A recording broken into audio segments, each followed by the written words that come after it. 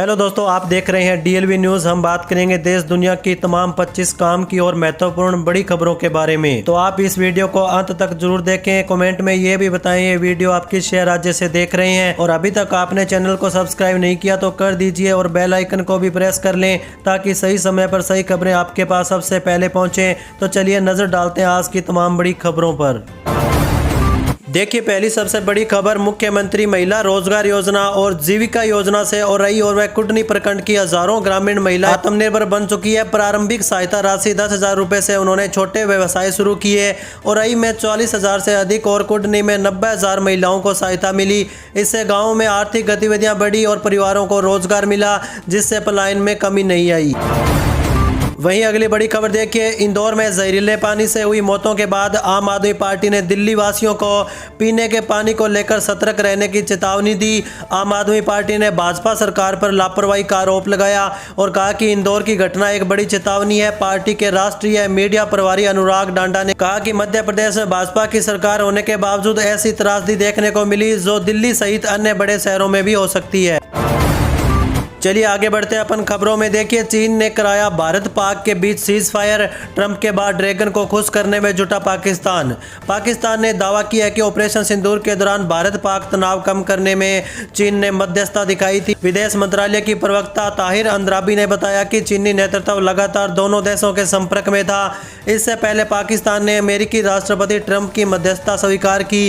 हालांकि भारत ने सभी मध्यस्थता दावों को खारिज करते हुए कहा कि पाकिस्तान के डीजीएमओ ने समय तनाव रोकने का अनुरोध किया था।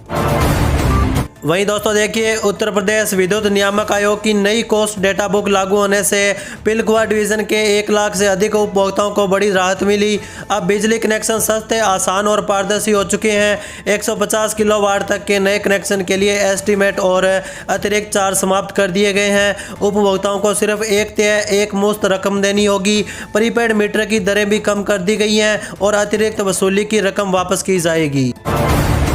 वहीं देखिए, दिल्ली एनसीआर की वायु गुणवत्ता में सुधार देखने को मिला।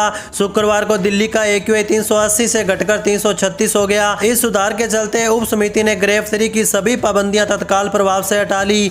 हालांकि ग्रेड 1 और ग्रेड 2 के प्रतिबंध जारी हैं। शनिवार सुबह भी कोहरे और प्रदूषण में कमी दिखी, लेकिन लगातार ठंड बढ़ती जा रही है। चलिए अगली बड़ी खबर देखिए, इंदौर में दूषित पानी से हुई मौतों के बाद उत्तर प्रदेश सरकार ने शहरी क्षेत्रों में स्वच्छ पेयजल सुनिश्चित करने के सख्त निर्देश जारी कर दिए हैं। प्रमुख सचिव नगर विकास ने सीवर और पेयजल पाइपलाइनों की नियमित जांच, टूट फूट या रिसाव की तत्काल मरम्मत और पानी की टंकियों की सफाई के आदेश दिए। पानी के नमूनों की क्लोरीन, वायरस और बैक्टीरिया के लिए जांच की जाएगी। पुरानी पाइपलाइनों को बदलने और लापरवाही पर कड़ी कार्रवाई करने की चेतावनी दी गई है। वहीं देखिए, महाराष्ट्र के मुख्यमंत्री देवेंद्र फडणवीस ने शुक्रवार को स्पष्ट किया कि राज्य में केवल मराठी भाषा अनिवार्य होगी, जबकि अन्य भारतीय भाषाएं वैकल्पिक रहेंगी। उन्होंने कहा कि मराठी सिर्फ संवाद का माध्यम नहीं है, बल्कि यह महाराष्ट्र की आत्मा है। फडणवीस ने कहा कि सरकार मराठी भाषा के संवर्धन के लिए प्रतिबद्ध है और इसे पूरे भारत में लोकप्रिय बनाने के लिए काम करेगी।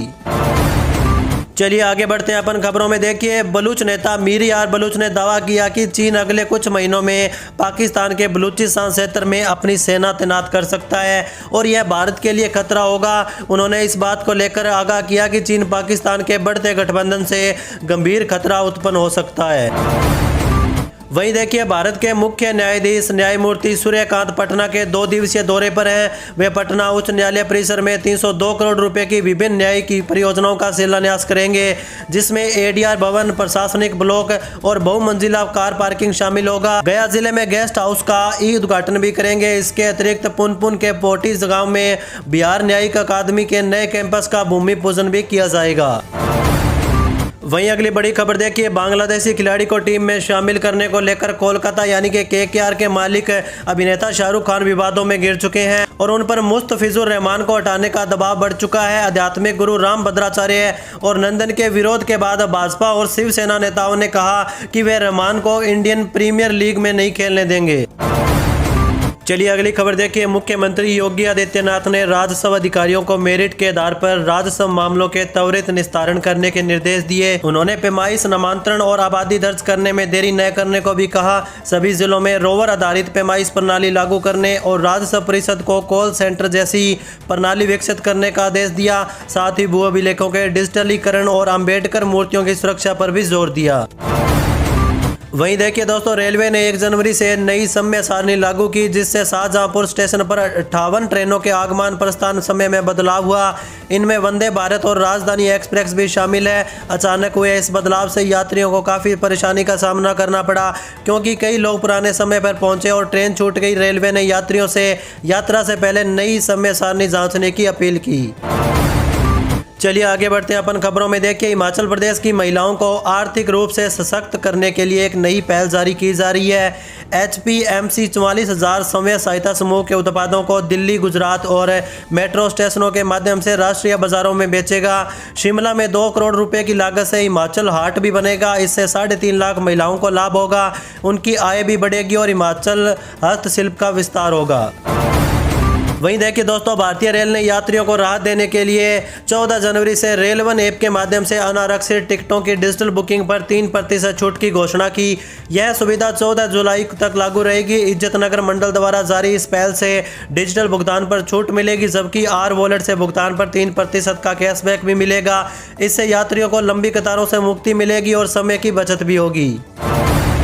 वहीं दोस्तों देखिए, पंजाब सरकार 15 जनवरी को मुख्यमंत्री सेहत योजना शुरू करेगी। मुख्यमंत्री भगवंत मान और अरविंद केजरीवाल इसका शुभारंभ करेंगे। इस योजना के तहत पंजाब के हर परिवार को यूनाइटेड इंडिया इंश्योरेंस के माध्यम से प्रतिवर्ष 10 लाख रुपए तक का कैशलेस स्वास्थ्य बीमा मिलेगा। इसमें कोई आय सीमा नहीं और पंजीकरण आधार वोटर ID से होगा। यह योजना 824 सूचीबद्ध अस्पतालों में स्वास्थ्य लाभ प्रदान करेगी। चलिए अगली बड़ी खबर देखिए। बिहार के छपरा में नगर निगम प्रधानमंत्री आवास योजना 2.0 के तहत भूमिहीन परिवारों के लिए बहुमंजिला आवास निर्माण में तेजी ला रहा है। झुग्गी झोंपड़ी में रहने वाले पात्र परिवारों को जल्द ही 2 BHK फ्लैट मिलेंगे। 6 एकड़ भूमि पर 1100 आवास बनाने का लक्ष्य है। यह योजना शहरी गरीबों को सुरक्षित, सम्मानजनक और स्थायी आवास के साथ साथ मूलभूत सुविधाएं भी प्रदान करेंगी, जिससे उनके जीवन स्तर में सुधार होगा। वहीं देखिए, महाराष्ट्र में 15 जनवरी को होने वाले नगर निकाय चुनाव से पहले भाजपा और महायुति गठबंधन के सहयोगियों ने 68 सीटें निर्विरोध जीत ली हैं। इसमें अकेले भाजपा के 44 उम्मीदवार, उप मुख्यमंत्री एकनाथ शिंदे के नेतृत्व वाली सेना के 22 और उप मुख्यमंत्री अजीत पवार के 2 उम्मीदवार शामिल हैं। वहीं राज्य निर्वाचन आयोग ने उन नगर निकायों से रिपोर्ट मांगी जहां सत्तारूढ़ दलों के उम्मीदवार निर्विरोध निर्वाचन हुए। वहीं अगली बड़ी खबर देखिए। हरियाणा के मुख्यमंत्री नायब सिंह सैनी ने साल 2026 के दूसरे दिन ही राज्य के 5,794 लोगों को बड़ी सौगात दी। दीनदयाल उपाध्याय अंत्योदय परिवार सुरक्षा दयालु योजना के तहत 2 जनवरी 2026 को लाभार्थियों के खाते में 217 करोड़ रुपए ट्रांसफर किए गए। दयालु योजना के तहत अब तक राज्य के 49,998 लाभार्थियों के खाते में हरियाणा सरकार की ओर से 1881 करोड़ रुपए भेजे जा चुके हैं। चलिए आगे बढ़ते हैं अपन खबरों में। देखिए, बिहार की सत्ताधारी पार्टी जनता दल यूनाइटेड के भीतर मुख्यमंत्री नीतीश कुमार के बेटे निशांत कुमार को राजनीति में लाने की मांग अब जोर पकड़ने लगी है।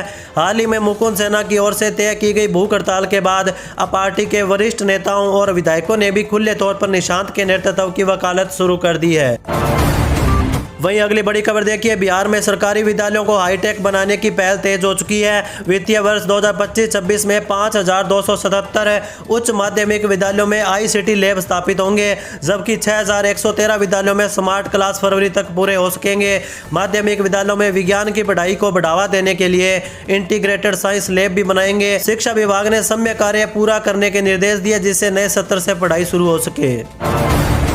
वहीं अगली बड़ी खबर देखिए। National highway authority of India ने 1 फरवरी 2026 से नई कारों, जीपों और वैन के लिए फास्टैग की अनिवार्य प्रक्रिया को बंद करने का निर्णय लिया। इसका उद्देश्य सड़क उपयोगकर्ताओं की सुविधा बढ़ाना और एक्टिवेशन के बाद होने वाली परेशानियों को खत्म करना होगा। अब फास्टैग का एक्टिवेशन वाहन डेटाबेस से वाहन विवरण स्थापित होने के बाद ही होगा, जिससे लाखों लोगों को राहत मिलेगी। मौजूदा फास्टैग के लिए केवल विशेष शिकायतों पर ही आवश्यक होगा। वहीं दोस्तों देखिए, अखिलेश यादव ने इंदौर में दूषित पानी से हुई मौतों पर केंद्र और मध्य प्रदेश सरकार को घेरा। उन्होंने इसे सरकार की लापरवाही का उदाहरण बताया। अखिलेश यादव ने गंगा यमुना की सफाई के वादों पर सवाल उठाते हुए कहा कि विकसित भारत के दावों के बावजूद लोग गंदा पानी पीने से मर रहे हैं। उन्होंने पश्चिम बंगाल में तृणमूल कांग्रेस की जीत का भी दावा किया। चलिए आगे बढ़ते हैं अपन खबरों में। देखिए, मुख्यमंत्री नीतीश कुमार ने बिहार सरकार के कैलेंडर का लोकार्पण किया, जिसके हर पन्ने पर राज्य के विकास की तस्वीर है। इसमें 7 निश्चय 3 औद्योगिक विकास, शिक्षा, रोजगार सृजन, महिला सशक्तिकरण, ग्रामीण विकास और मखाना जैसे प्रमुख क्षेत्रों में हुई प्रगति को दर्शाया गया। यह कैलेंडर बिहार की उपलब्धियों और भविष्य की योजनाओं को उजागर करता है। वहीं देखिए दोस्तों, पीआरडीए ने एनपीएस में बड़े सुधारों की घोषणा की, जिससे वह अनुसूचित बैंक स्वतंत्र रूप से पेंशन फंड स्थापित कर परिसंपत्तियों का प्रबंधन कर सकेंगे। इसका उद्देश्य प्रतिस्पर्धा बढ़ाना, ग्राहकों को बेहतर रिटर्न और वृद्धावस्था में मजबूत आय सुरक्षा प्रदान करना होगा। नए नियमों में पात्रता मानदंड, एनपीएस ट्रस्ट बोर्ड में नई नियुक्तियां और 1 अप्रैल 2026 से निवेश प्रबंधन शुल्क की नई स्लैब आधारित व्यवस्था शामिल होंगी, जिससे गैर सरकारी ग्राहकों के लिए शुल्क कम होगा। चलिए अगली बड़ी खबर देखिए, रांची 2026 में रेल, मेट्रो, शिक्षा, स्वास्थ्य और सड़क जैसे प्रमुख क्षेत्रों में क्रांतिकारी बदलाव देखने को मिलेगा। नई ट्रेनें लखनऊ, जयपुर और अहमदाबाद से कनेक्टिविटी बढ़ाएंगी। मेट्रो परियोजना शहर को आधुनिक परिवर्तन भी देगी। आईआईटी की स्थापना और नेतरहाट में लड़कियों का प्रवेश शिक्षा को मजबूत करेगा। कांके में रिम्स 2 और सदर अस्पताल में बोन मेरो यूनिट स्वास्थ्य सेवाओं में भी सुधार लाई जाएगी। आउटर रिंग रोड और फ्लाईओवर यातायात जाम से मुक्ति दिलाएगा, जिससे राज्य की अर्थव्यवस्था को गति मिलेगी। वहीं दोस्तों देखिए, नेशनल मेडिकल कमीशन ने बिहार के सभी सरकारी मेडिकल कॉलेज अस्पतालों में डॉक्टरों के लिए निर्देश जारी किए। अब मरीजों के पर्चे पर दवाओं के नाम स्पष्ट पढ़ने योग्य और कैपिटल अक्षरों में लिखने होंगे। साथ ही केवल जेनेरिक दवाएं ही लिखी जाएगी। यह कदम मरीजों की सुविधा और दवा संबंधी भ्रम को खत्म करने के लिए उठाया गया है। चलिए अगली बड़ी खबर देखिए, उत्तर प्रदेश की डेटा सेंटर नीति ने डिजिटल इंडिया के विजन में प्रदेश को अग्रणी बनाया। जनवरी 2021 में अधिसूचित नीति ने शुरुआती लक्ष्य समय से पहले हासिल किए। अब संशोधित नीति के तहत 30,000 करोड़ के निवेश से 900 मेगावाट क्षमता और 8 डेटा सेंटर पार्क स्थापित करने का लक्ष्य रखा गया।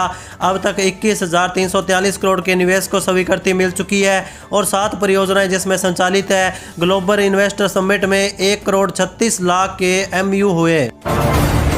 वहीं देखिए, हरियाणा सरकार ने पंडित दीनदयाल उपाध्याय लाडो लक्ष्मी योजना में महत्वपूर्ण बदलाव किया। अब 1.80 लाख रुपए तक वार्षिक आय वाली माताओं को भी 2100 रुपये मासिक मिलेंगे, जिनके बच्चे 10वीं 12वीं में 80% से अधिक अंक लाते हैं या कुपोषण से उबरते हैं। 2100 रुपये में से 1100 रुपये सीधे मिलेंगे, जबकि 1000 रुपये भविष्य के लिए जमा किए जाएंगे। यह लाभ अधिकतम 3 बच्चों के लिए 3 साल तक मिलेगा। चलिए आगे बढ़ते हैं अपन खबरों में। देखिए, दिल्ली में फरवरी में होने वाले AI इम्पैक्ट समिट 2026 के लिए लोक विभाग सड़कों को बेहतर बनाएगा। प्रधानमंत्री मोदी इस समिट का उद्घाटन करेंगे, जिसमें 100 से अधिक ग्लोबल CEO और 15 देशों के राष्ट्राध्यक्ष शामिल होंगे। मुख्य सचिव ने G20 से भी बेहतर तैयारी के निर्देश दिए। खासकर IGI हवाई अड्डा, भारत मंडपम और प्रमुख पर्यटन स्थलों के आसपास की सड़कों पर होगा। वहीं दोस्तों देखिए, पुणे नगर निगम चुनाव में महायुति गठबंधन में उम्मीदवारों के चयन को लेकर कलह सामने आई है। भाजपा नेता मुरलीधर मोहोल ने उप मुख्यमंत्री अजित पवार की एनसीपी पर आपराधिक पृष्ठभूमि वाले व्यक्तियों को टिकट देने का आरोप लगाया। मोहोल ने कहा कि अजित पवार एक और अपराध खत्म करने की बात करते हैं, वहीं दूसरी ओर उनकी पार्टी ऐसे उम्मीदवारों को जगह दे रही है। वहीं देखिए, बलूचिस्तान के नेता मीर यार बलूच ने भारत का समर्थन करते हुए विदेश मंत्री S जयशंकर को पत्र लिखा। उन्होंने पाकिस्तान और चीन के खतरनाक गठजोड़ का खुलासा भी किया, जिसमें चीन द्वारा पाकिस्तान में सेना तैनात करने की संभावना भी है। बलूच नेता ने बलूचिस्तान में 79 सालों से जारी मानवाधिकार उल्लंघन और आतंकवाद का जिक्र करते हुए इसे जड़ से खत्म करने की भी अपील की, ताकि क्षेत्र में शांति और सहप्रभुता स्थापित हो सके। चलिए अगली बड़ी खबर देखिए, इंदौर के भागीरथपुरा में दूषित पानी से बीमार होने वाले मरीजों की संख्या लगातार बढ़ती जा रही है। गुरुवार को 338 नए मरीज पाए गए, जबकि 32 अभी भी आईसीयू में भर्ती है। अब तक लगभग 250 लोग इससे प्रभावित हो चुके हैं। स्वास्थ्य विभाग की 21 टीमें घर घर जाकर लोगों को उबला पानी पीने और बाहर का खाना न खाने की सलाह दे रही है। वहीं दोस्तों देखिए, भुवनेश्वर में नए साल के जश्न के दौरान शराब की बिक्री ने सारे रिकॉर्ड तोड़ दिए। क्रिसमस से 31 दिसंबर तक एक सप्ताह में कुल 32.55 करोड़ रुपए की शराब बिकी। इसमें विदेशी शराब, बियर और देसी शराब शामिल थी। आबकारी विभाग के अनुसार लोगों ने नए साल के स्वागत के लिए जमकर शराब खरीदी, जिससे राजधानी में रिकॉर्ड कारोबार दर्ज हुआ। चलिए आगे बढ़ते हैं अपन खबरों में। देखिए, कानपुर से माघ मेला जाने वाले श्रद्धालुओं के लिए 3 जनवरी से परिवहन निगम 270 बसें चलाएगा। मेजर सलमान अंतर्राज्यीय बस अड्डे से हर 5-10 मिनट पर बसें उपलब्ध होंगी, जो 24 घंटे सेवा देंगी। 9 इलेक्ट्रिक बसें पहले ही प्रयागराज भेजी जा चुकी हैं। यात्रियों को संगम क्षेत्र तक पहुंचाने के लिए 50 विशेष शटल बसें भी चलेंगी, जिससे बुजुर्गों और बच्चों को सुविधा मिलेगी। इसका कोई अतिरिक्त किराया भी आपको नहीं देना होगा। वहीं देखिए दोस्तों, दिल्ली एनसीआर में नए साल के शुरुआती दिनों में भी वायु गुणवत्ता बहुत खराब श्रेणी में बना हुआ है। साल के पहले दिन औसत दिल्ली AQI 380 दर्ज किया गया। प्रदूषण के साथ साथ कड़ाके की ठंड भी जारी रही। शुक्रवार को भी लोगों को प्रदूषण और ठंड दोनों से राहत नहीं मिली। चलिए अगली बड़ी खबर देखिए। मुख्य न्यायाधीश जस्टिस सूर्यकांत अपने पहले आधिकारिक दौरे पर पटना पहुंचे। वे 3 जनवरी को पटना हाई कोर्ट परिसर में ADR भवन, ऑडिटोरियम, मल्टी लेवल पार्किंग सहित कई महत्वपूर्ण आधारभूत संरचनाओं की आधारशिला रखेंगे। साथ ही ECR न्याय प्लेटफॉर्म का उद्घाटन करेंगे। जस्टिस सूर्यकांत गया में न्यायाधीशों के गेस्ट हाउस का भी उद्घाटन करने वाले हैं और बिहार जुडिशियल अकादमी के नए परिसर के लिए भूमि पूजन में भी भाग लेंगे। वे चाणक्य नेशनल लॉ यूनिवर्सिटी के दीक्षांत समारोह में मुख्य अतिथि होंगे। वहीं देखिए, भाजपा के प्रवक्ता CR केसवान ने गुरुवार को महाराष्ट्र कांग्रेस के विधायक नाना पटोले के उस बयान की निंदा की जिसमें उन्होंने लोकसभा के नेता राहुल गांधी की तुलना भगवान राम से की थी। उन्होंने इसे हिंदू भावनाओं का गंभीर अपमान करार दिया। नाना पटोले ने कहा था कि राहुल गांधी न्याय के लिए लड़ रहे हैं, जैसे भगवान राम ने दमन करने के लिए काम किया था। चलिए अगली बड़ी खबर देखिए। मुख्यमंत्री योगी आदित्यनाथ ने लखनऊ में अयोध्या कैलेंडर का अनावरण किया। उन्होंने इस कैलेंडर को अयोध्या की सांस्कृतिक, आध्यात्मिक और ऐतिहासिक विरासत का प्रतीक बताया। मुख्यमंत्री ने कहा कि यह कैलेंडर भारत की गौरवशाली परंपरा और सांस्कृतिक चेतना के केंद्र अयोध्या की पहचान को सुदृढ़ करेगा। इसमें राजेश कुमार सिंह के आकर्षक छायाचित्र भी थे, जो अयोध्या की दिव्यता, धार्मिक आस्था और स्थापत्य सौंदर्य को दर्शाते हैं। यह पर्यटन को भी बढ़ावा देगा। वहीं दोस्तों देखिए, मुख्यमंत्री रेखा गुप्ता ने दिल्ली को विकसित राजधानी बनाने के लिए अधिकारियों को योजना बनाने का निर्देश दिया। नए साल पर हुई बैठक में उन्होंने विकास कार्यों पर भी चर्चा की। CM ने दिल्ली मेट्रो और इंदौर स्वच्छता मॉडल जैसे सफल प्रयासों से प्रेरणा लेने को कहा। उन्होंने जनहितैषी योजनाओं पर भी जोर देते हुए कूड़े के पहाड़, टूटी सड़कें और ड्रेनेज जैसी समस्याओं के त्वरित समाधान का आह्वान किया। चलिए अगली बड़ी खबर देखिए। पटना में DM के निर्देश पर शुक्रवार से अतिक्रमण हटाओ अभियान चलेगा। 31 जनवरी तक चलने वाले इस विशेष अभियान में अस्थायी अतिक्रमण पर 5,000 और स्थायी पर 20,000 रुपए का जुर्माना लगेगा। 9 टीमें इसमें गठित की गई है, जो नगर निगम के 6 अंचलों सहित खगोल, फुलरीवारी शरीफ व दानापुर में कार्रवाई करेंगी। सड़कों, फुटपाथों और अतिक्रमण कर पौधारोपण व सुंदरीकरण किया जाएगा।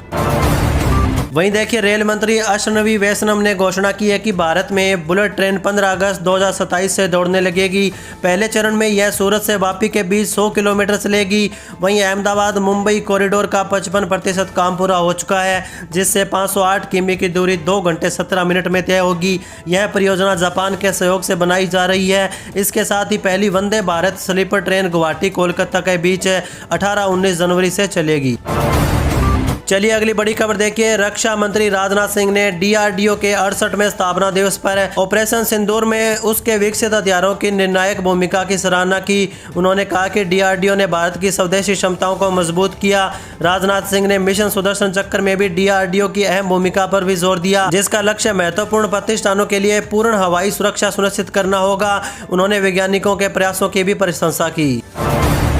वहीं अगली खबर देखिए। केंद्र सरकार से मिलने वाले 6,000 रुपए के अलावा राजस्थान सरकार से भी हर साल 3,000 रुपए आप पा सकते हैं। जी हां, किसानों के लिए आर्थिक उत्थान के लिए राजस्थान सरकार भी अपना संभव योगदान दे रही है। इसी के तहत मुख्यमंत्री किसान सम्मान निधि योजना की शुरुआत हो चुकी है। इस योजना के तहत जिन किसानों को PM किसान सम्मान निधि योजना का लाभ मिल रहा है, उन्हें सरकार की ओर से अलग से मदद भी मिलेगी। इसका मतलब हुआ कि साल में 3 बार PM किसान सम्मान निधि योजना के 2-2 हज़ार रुपए तो मिलेंगे ही, मिलेगी। साथ में सीएम किसान सम्मान निधि योजना के तहत 1,000 रुपये भी आपको मिलेंगे।